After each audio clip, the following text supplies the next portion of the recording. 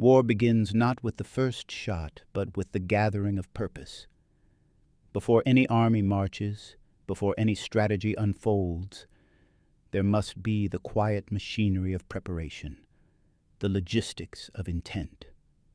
In the years before the Second World War, the United States found itself standing in that uneasy stillness, caught between the ghosts of the Great Depression and the thunder of coming conflict overseas. Factories stood silent. Men drifted between jobs. Across the Atlantic, the world burned again. Europe was sliding toward catastrophe, and America, cautious, weary, divided, looked on with a mix of fear and inevitability. Yet beneath the public's desire for peace, there was motion. Engineers drafting blueprints, officers studying maps, industrialists taking stock of their machines. The lessons of the last war were fresh in military memory. The doughboys of 1918 had marched on foot, supplied by horse-drawn wagons that sank in the mud of France. The 20th century, it was clear, would not fight its wars that way again. The new war would move on wheels. And before a single American soldier set foot on foreign soil, the nation began building the vehicles that would carry them there and back again. The U.S. Army Quartermaster Corps, responsible for feeding, clothing, and supplying troops, faced an enormous problem. Its motor pool was a patchwork of outdated designs: Ford, Chevrolet, Dodge. Each company built trucks, but no two were quite the same. Spare parts were incompatible. Maintenance was a nightmare. The Army needed something better, a standardized, versatile truck that could haul anything anywhere. It needed a vehicle that could cross rivers, climb mountains, survive deserts, and be repaired with the simplest tools. At General Motors, the answer began to take shape in 1939. GMC engineers in Pontiac, Michigan, started with a simple philosophy. That function would define form. The new design, coded CCKW, was built not for elegance, but endurance. It was rugged, stripped of vanity, a working machine for a working army. Its name, a string of utilitarian letters, told its own story. C for 1941 model year. C again for conventional cab. K for all-wheel drive. W for tandem axles in the rear. Nothing poetic, just precision. It could carry 2.5 tons. The perfect balance between strength and flexibility. That weight class made it light enough for small bridges, heavy enough for real work. The engine, a 270 cubic inch inline 6, produced about 91 horsepower. Modest by modern standards, but more than enough to keep pace with advancing divisions. Its mechanical simplicity was its brilliance. Soldiers could fix it in the field with little more than a wrench, a hammer, and ingenuity. By 1940, as Europe fell under Nazi control, American planners knew time was running out. They ordered thousands of CCKWs before the country had even entered the war. Trucks began rolling out of factories at Pontiac and St. Louis, destined for the growing Army camps in the American South. Maneuvers in Louisiana and the Carolinas became proving grounds. Mud, sand, heat. The trucks took it all and kept moving. Soldiers began calling them Deuce and a half after their rated payload. The name stuck, affectionate and proud. When Japan attacked Pearl Harbor in December 1941, the United States' transformation from isolation to mobilization happened almost overnight. The industrial heartland roared awake. Assembly lines that once made farm tractors and refrigerators now stamped out guns, planes, tanks, and trucks. President Roosevelt called it the arsenal of democracy, a phrase that stirred millions into motion. No machine embodied that arsenal more perfectly than the CCKW. It was the link between production and battle, between the home front and the front line. In those months after Pearl Harbor, America's factories became cities within cities, sprawling complexes of concrete and noise operating around the clock. The Pontiac plant, run by GMC, employed thousands of workers, many of them women stepping into industrial roles for the first time. They wore coveralls, tied their hair in scarves, and stood at conveyor belts, tightening bolts, welding frames, painting olive drab across endless lines of steel. Each finished truck represented victory in miniature, another promise to the soldiers overseas. Propaganda posters began to feature the CCKW itself, sturdy, unstoppable, its silhouette rolling across maps of Europe or the Pacific. Slogans urged workers to keep 'em rolling and deliver victory. The imagery worked because it was true. For every combat vehicle that made headlines, there were dozens of trucks keeping it alive behind the lines.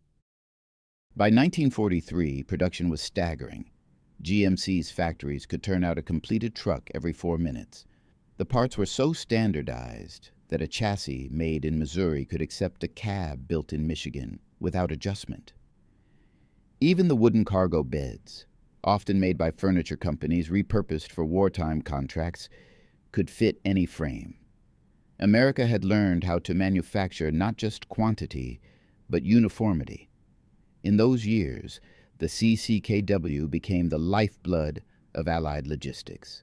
It carried everything: ammunition, food, medical supplies, even troops themselves. It hauled pontoon bridges, artillery pieces, and fuel drums. It towed anti-aircraft guns into position and brought wounded soldiers back from the front. For many units, it was their most constant companion, more dependable than weather, more familiar than terrain. Soldiers grew attached to them. They decorated their trucks with names and insignia: Sweet Lorraine, Betsy, Hotbox Annie. Some painted pin-up girls on the doors, others scrawled jokes in chalk across the hoods. The trucks were not just equipment. They were expressions of the men who relied on them. The Deuce and a half became a kind of cultural glue in the vast machinery of war. Mechanics, drivers, dispatchers. They all spoke the same mechanical language, no matter where they came from. And in that shared language, something profoundly democratic took root. Whether you were from Kansas or Brooklyn, white or black, officer or private, the truck didn't care. It started the same way every morning: clutch, choke, ignition, motion. And motion was everything. In the deserts of North Africa, convoys of CCKWs carved trails through endless dunes. Drivers learned to deflate their tires for traction, to dig ramps from sand when they bogged down. In Italy, they crawled up muddy mountainsides, hauling supplies to infantry perched on impossible slopes. In New Guinea, they slogged through tropical rain, their engines wrapped in canvas to keep out the water. Everywhere the Allies went, the trucks went too. Leading, following, enduring. Each environment left its mark. Sand ate at the bearings, mud fouled the transmissions, salt rusted the frames. But the CCKW endured because it had been designed to be repaired, not preserved. Its parts were replaceable, its systems straightforward. A broken axle or cracked cylinder head could be swapped out in an hour if you had the parts. And if you didn't, you improvised. Soldiers grew resourceful, welding, patching, adapting. The trucks were built to be the same, but each one became different, shaped by where it had been and who drove it. By the time of the D-Day invasion in June 1944, hundreds of thousands of them stood ready in Britain. As Allied troops landed in Normandy, the Deuce and a half became the arteries of the invasion. They rolled off landing craft behind the tanks, lumbering across the beaches as shells burst overhead. Within days, they were hauling ammunition inland, forming columns that stretched to the horizon. But as the Allies advanced, they faced a new problem: success. They were moving faster than anyone had planned, and the supply lines couldn't keep up. France's roads were clogged, its railways bombed to rubble. Patton's Third Army in particular risked stalling for lack of fuel. Without gasoline, tanks were nothing more than steel statues. The solution came from logistics officers who understood that mobility was the key to victory. They created a continuous, high-speed truck route from the beaches to the front, a supply artery that never stopped flowing. They called it the Red Ball Express. It began in August 1944 and became one of the most extraordinary feats of wartime transportation ever attempted. Thousands of trucks, mostly CCKWs, ran day and night, 24 hours a day, under strict blackout conditions. Red circles painted on the sides of their vehicles identified them as part of the express, symbols of urgency, of movement. The route stretched more than 400 miles from Normandy's ports to the advancing armies near the German border. The drivers were mostly young, many barely trained. Most were African American, members of segregated transportation battalions. While the headlines glorified combat troops, these men kept the army alive. They drove through darkness, rain, enemy fire. They slept in their seats, ate from ration tins, and memorized every bend and pothole in the road. They called themselves the Red Ballers. Officially, they weren't supposed to exceed 25 miles per hour, but unofficially, they drove as fast as their trucks would go. They knew delay could mean defeat. They fixed engines by the roadside, changed tires under fire, and kept moving no matter what. One driver said later, "We didn't fight with bullets. We fought with gasoline." Over 6,000 trucks made up the express at its peak, moving more than 400,000 tons of supplies in just 3 months. Without it, the liberation of France would have ground to a halt.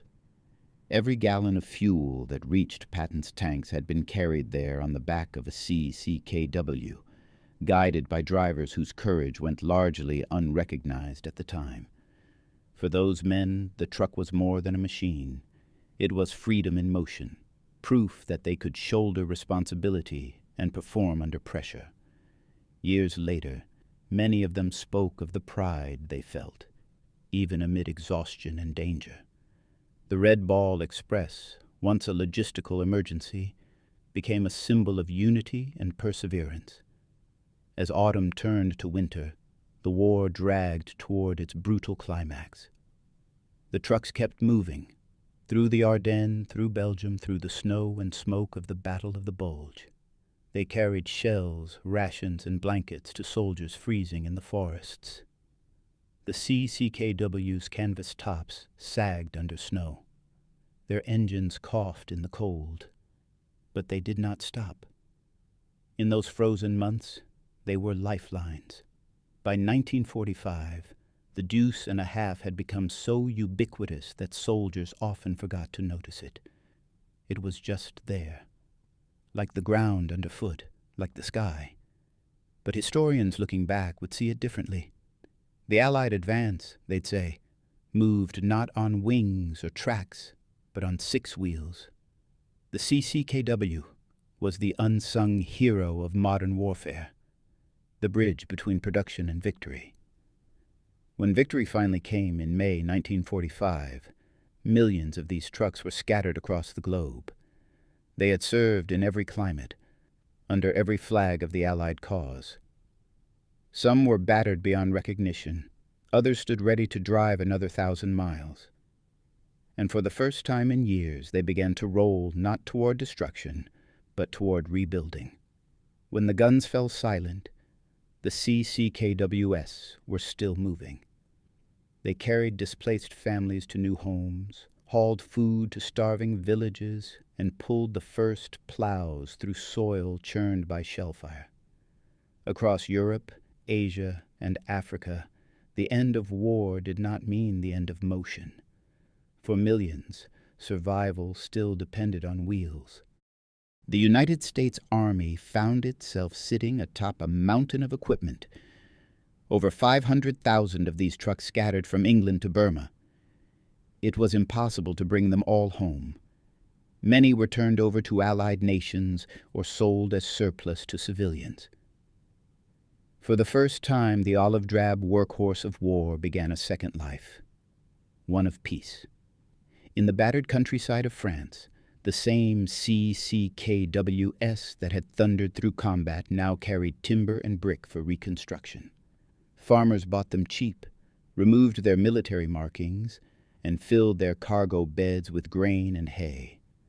Some painted them bright colors, as if to erase the war's gray years.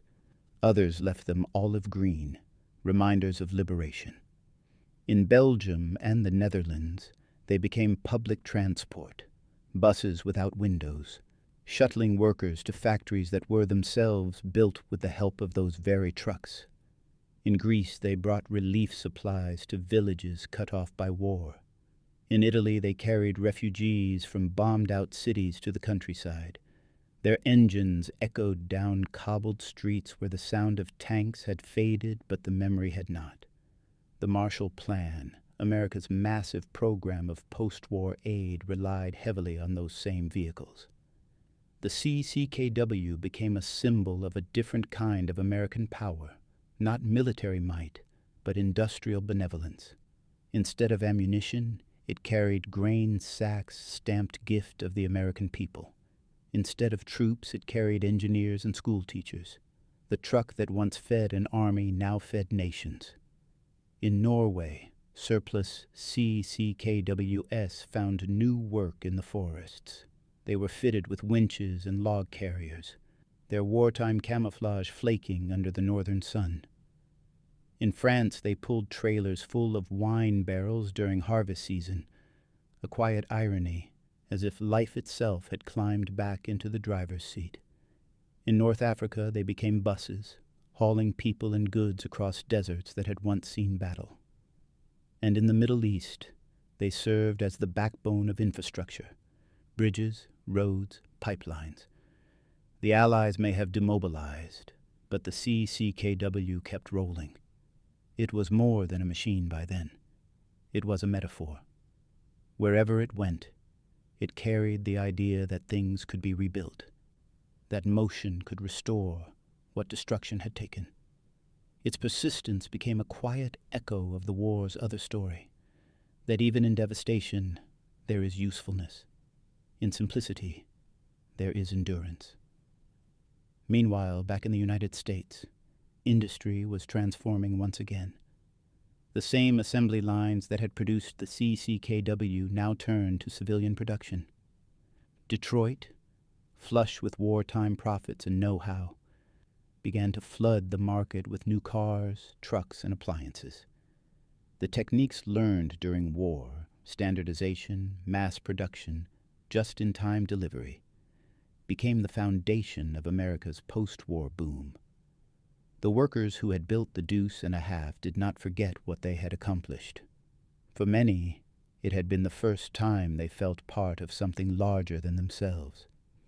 Men and women who had once tightened bolts and rivets now saw the fruits of that labor in newsreels and newspaper photographs. Their trucks had liberated continents. They had built victory, but that sense of unity was fragile. When peace came, many women were pushed out of the factories to make room for returning veterans. The war had opened doors. Not all of them would stay open. Still, the legacy of their work endured. Rosie the Riveter might have been a slogan, but it was also truth.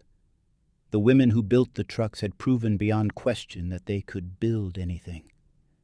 In small towns across America, war surplus CCKWs began to appear on farms and job sites. You could buy one for a few $100s, less than the cost of a new tractor. Farmers loved them for their durability. Construction companies prized their strength. They hauled lumber, gravel, milk, hay. In some rural counties, they became school buses, with wooden benches bolted into the beds. It was a strange kind of democratization. A piece of world history parked beside the barn. The Army, too, learned lessons that would shape generations of military logistics. The CCKW's design became the model for post-war trucks like the M35 M series, larger, stronger, but unmistakably descended from the Deuce and a half. In the Korean War, many CCKWs were pressed back into service, still running strong. In some units, they outlasted the men who had first driven them in Europe. Even as newer trucks replaced them, the CCKW's spirit lingered, not in steel, but in doctrine. Military planners began to see logistics as a decisive weapon. Victory was no longer just a matter of fighting well, but of moving well.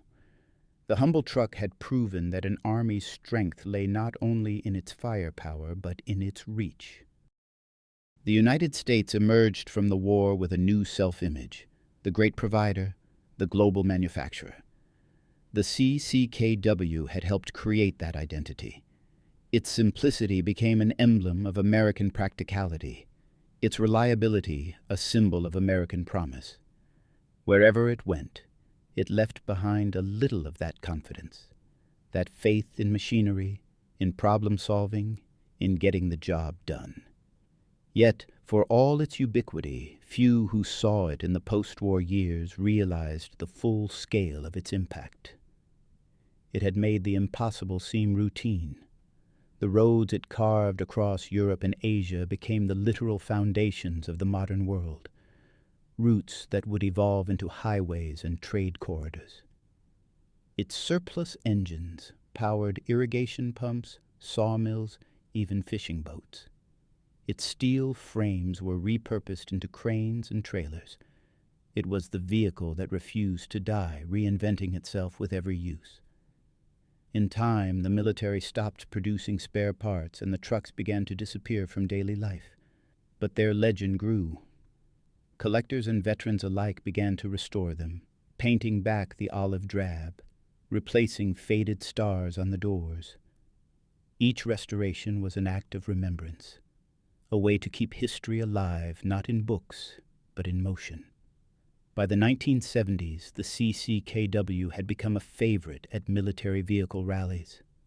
Old men stood beside them, telling stories that began with, "I drove one of these in France." You could see the pride in their faces as the engines rumbled back to life. To them, the truck was more than nostalgia. It was living proof of what they had done and who they had been. But perhaps the most remarkable thing about the CCKW is how invisible it remained, even in its fame. It was never a weapon, never a star of propaganda films after the war. It slipped quietly into the background of history, like the workers who built it and the drivers who relied on it. Its importance was in its humility. It asked for no glory, only fuel, maintenance, and a reason to roll. The war had shown that glory often depends on the unglamorous. Tanks and aircraft captured imaginations, but they were helpless without supply. The truck, anonymous and consistent, made strategy possible. Generals planned around its range and capacity. Battles were won because it could deliver 700 gallons of gasoline where it was needed, when it was needed. In letters home, soldiers rarely mentioned it, and yet it was always there. In photographs of Normandy convoys, in the dust of North Africa, in the rain of Burma, the CCKW was part of the landscape, like a constant horizon line. The men who drove it often had little training. Some had never driven a vehicle before the Army. They learned on the job, grinding gears, cursing clutches, coaxing life from machines that were already weary. And in doing so, they became mechanics, logisticians, inventors. One veteran described the truck's cabin: cold in winter, sweltering in summer, loud always. The engine's drone was so constant that men claimed they could still hear it years after the war, a phantom sound that lingered in quiet rooms. Another recalled sleeping beneath his truck during artillery barrages, the steel frame a shield against falling shrapnel. For them, the CCKW was more than transport. It was shelter, protection, and companionship. The home front workers who built it had their own stories. They spoke of 12-hour shifts, of welding sparks and the smell of paint, of foremen shouting over machinery. They remembered the pride of seeing completed trucks lined up outside the factory gates, row upon row, ready for shipment. Some said they cried when production ended in 1945. It had been exhausting, but meaningful. A shared purpose that tied an entire generation together. For women in particular, that work was transformative. In an age when they were expected to remain in the home, the factory floor offered not just wages, but dignity. They learned skills, earned independence, and discovered strength in numbers. For many, the sound of a truck engine would always recall that moment when they proved themselves equal to the task. In the years that followed, historians would call the CCKW the truck that won the war. It was not hyperbole. Wars are won by momentum, and momentum depends on movement. The Deuce and a half made movement possible.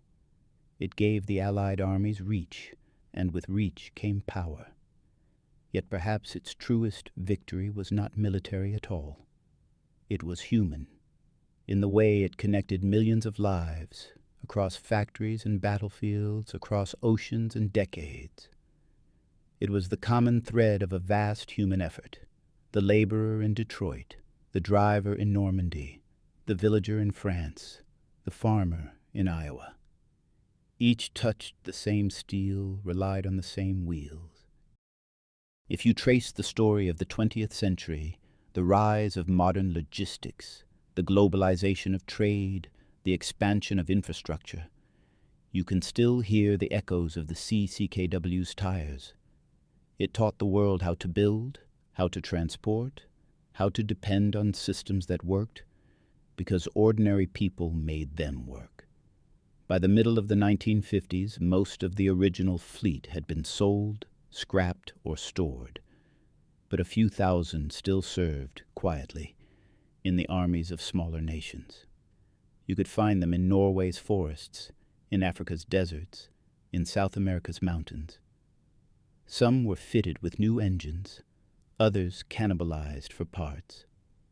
Their olive drab paint faded to gray, but their spirit, the idea of endurance, never did. To this day, in certain remote corners of the world, a few CCKWs still run. Their engines cough and sputter, their bodies patched with mismatched metal, but they move. They still do the one thing they were built to do: keep rolling forward. History has a way of polishing its heroes. Names of generals are carved into monuments, battles turned into anniversaries, victories into legend. But the workhorses, the things that carried those victories on their backs, are left to rust in fields or forgotten in photographs. The GMC CCKW is one of those quiet heroes. It has no famous silhouette like the Spitfire, no thunder like the Sherman, no menace like the V2. It was never designed to inspire awe. Its beauty was in its utility, a shape dictated by purpose, built to move the world and then fade into it. And yet, when the story of the 20th century is told honestly, the CCKW deserves a chapter of its own. In museums today, you can still see them, olive green, clean, silent. They sit beneath the lights like obedient veterans, polished and frozen in time. But these machines were never meant to stand still. They were made to move, to strain against gravity and mud and exhaustion until the job was done. Their true beauty was not in their stillness, but in their motion. The people who built them are mostly gone now. The workers in Flint and Pontiac, the riveters, the welders, the inspectors. Their hands shaped history in steel and sweat. Some lived to see the world they built, others did not. Many came home to ordinary lives, their war work quietly forgotten by the next generation. Yet without them, the story of freedom would have been shorter, smaller, less certain. The same is true of the soldiers who drove those trucks across continents. They weren't remembered like fighter aces or tank commanders. There were no medals for logistics, no parades for supply convoys, but they endured the same dangers, the same rain, the same fear, the same long nights under enemy fire. Their bravery was the steady kind, the courage to keep driving when every instinct said stop. In the Red Ball Express, where thousands of black soldiers hauled supplies across liberated France, that courage took on a deeper meaning. Denied equal treatment at home, they nevertheless carried the very supplies that sustained the liberation of Europe.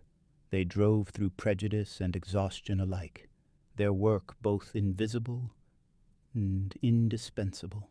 Long after the war, many said those convoys taught them pride, a pride not given by a nation but earned by effort. The CCKW, rumbling beneath them, became their companion, their weapon against despair. Even now, the truck holds a special place in memory. Collectors restore them with devotion, tracking down original parts, studying old blueprints, sharing stories online and at reunions. They speak of the machine with a kind of affection reserved for living things. They know how it feels when the clutch engages, when the 6-cylinder engine catches with a deep, honest rumble. In that sound lies a connection, not just to the past, but to the people who once depended on it utterly. At veteran gatherings, when one of these trucks starts up, heads turn. Old men straighten in their chairs. They listen, and for a brief moment, the years dissolve. The sound takes them back to the convoys, the laughter, the cold mornings on roads whose names they never learned. It is memory made mechanical, history you can touch. The story of the CCKW is also the story of American industry at its moral height, a time when factories and citizens alike were mobilized for something larger than profit.